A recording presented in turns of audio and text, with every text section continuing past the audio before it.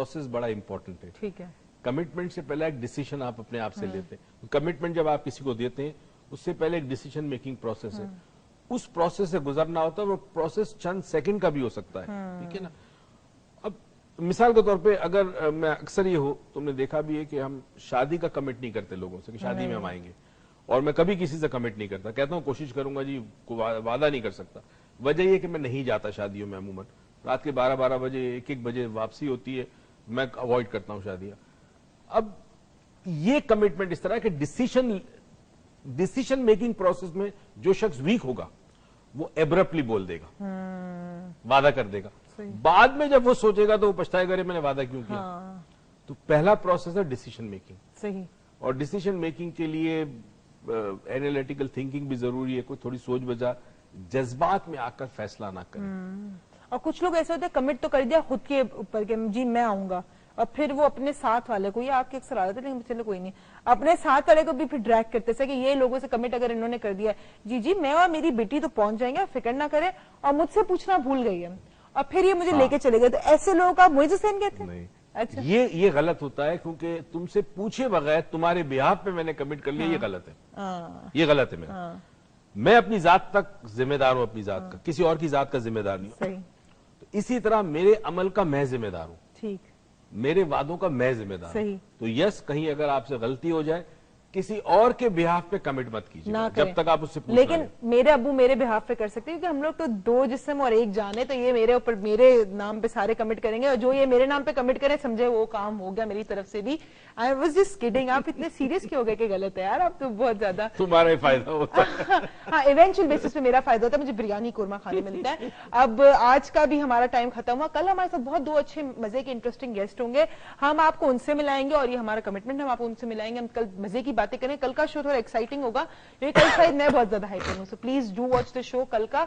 और उसके अलावा मिस कमिटमेंट की बात है, और जो कमिटमेंट की बात है, तो मैं कहूंगी मिस कमिटमेंट का प्रोसेस तो बाद में आता है, शुरू तो होता कमिटमेंट से ना, और कमिटमेंट का इख्तियार आपके हाथ में है। मिस कमिटमेंट के अंदर तो आप 1000 एक्सक्यूजेस दे देंगे, ये हो गया, लाइट नहीं थी, बिजली नहीं थी, पानी नहीं था, गैस नहीं था, सर में दर्द था, एक्सीडेंट हो गया, ये हो गया, वो हो गया।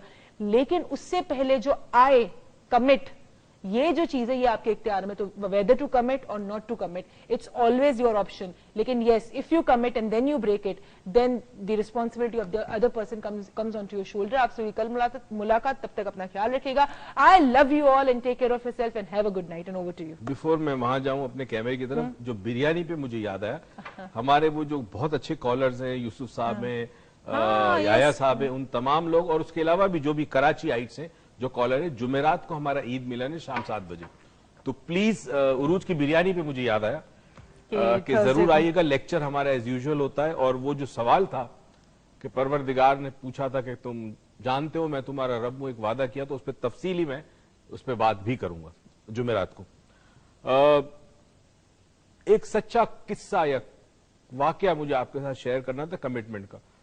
कमिटमेंट की बहुत सारी स्टोरीज है मेरे पास, मगर ये एक रियल स्टोरी है, और कितना बड़ा अफेक्ट होता है उस कमिटमेंट का अगर आज आप समझ लेना, तो मेरे ख्याल में हम में से बहुत सारे लोगों की जिंदगी बहुत बेहतर हो जाएगी। एक शख्स था, कारोबार में उसको फायदा नहीं हो रहा था, बहुत परेशान था, बड़ी मेहनत करता था, बड़ी लगन के साथ, दियानतदारी के साथ, मगर समहाउ कंपटीशन भी था, कुछ हालात भी ऐसे थे, वो बढ़ नहीं पा रहा था, हैंड टू माउथ था।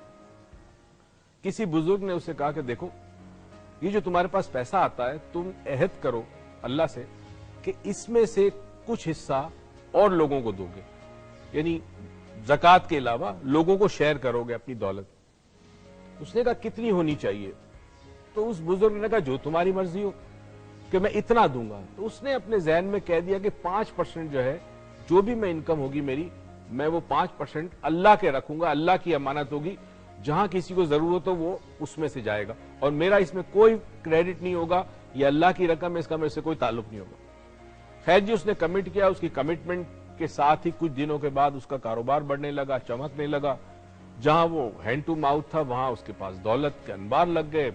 अब वो जो 5% निकालने लगा, वो लाखों में चला गया वो अमाउंट, और इतना बड़ा अमाउंट हो गया कि अब वो उसके पास वो दिल नहीं था, वो हौसला नहीं था कि वो उस 5% को निकाल कर दूसरे लोगों को दे, क्योंकि उसकी अमाउंट भी लाखों में चली गई थी। یہاں اس نے بدنیتی آ گئی, خوف آ گیا, بس یہاں اس نے اس کمٹمنٹ کو توڑ دیا, وہ بھول گیا اس کمٹمنٹ کو.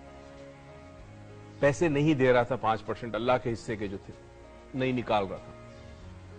خیر جی, بعض دفعہ اللہ بہت جلدی حساب کرتا ہے, بعض دفعہ اللہ کی لاٹھی جو ہے وہ دیر سے چلتی ہے, چلتی ضرور ہے. یہاں یہ ہوا کہ ذرا جلدی چل گئی, 1-1.5 سال کے اندر اس کو اتنا بڑا لاس ہوا کہ وہ پھر آسمان سے زمین پر آ گیا.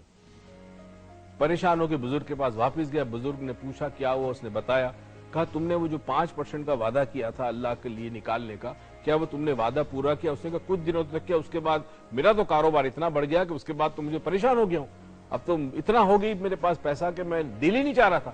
یہاں میری نفس نے مجھے قابو کر لیا, لالچ آ گئی میرے میں.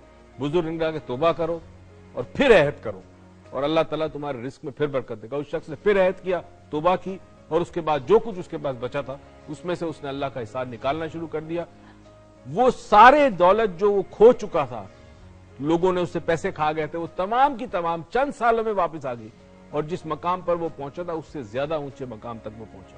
ناظرین, یہ عہد کو نبھانا یا وعدے کو نبھانے کا فائدہ ہے, اس کی طاقت ہے, اس کی قوت ہے, اس کے اثرات ہیں جو ہماری زندگی پہ ہوتے ہیں. ہمیں سے بہت سارے لوگ بیمار ہوتے ہیں, نقصان ہوتے ہیں, ایکسیڈنٹ, ہم نہیں سمجھتے بعض دفعہ کہ کیوں ہوا, میرے ساتھ کیوں ہوا, یہ ایسی چیز کیوں ہو گئی. ہمیں نہیں پتا, اس کیوں کا جواب ہمارے پاس ہے, مگر ہم بھول جاتے کہ کہیں نہ کہیں ہم نے کوئی وعدہ کیا, کوئی عہد کیا, اس کو نہیں نبھایا. اس نہ نبھانے سے نہ جانے کسی کو کیا پرابلم ہوا, کسی کو کیا تکلیف پہنچی. کوشش کریں, کل ہم اس موضوع پہ مزید باتیں کریں گے, اس دعا اور امید کے ساتھ کہ پروردگار آپ کو زندگی میں بے تحاشا خوشیاں دے, توفیق دے کہ خوشیاں آپ دوسروں میں بانٹیں. پاکستان پائندہ باد.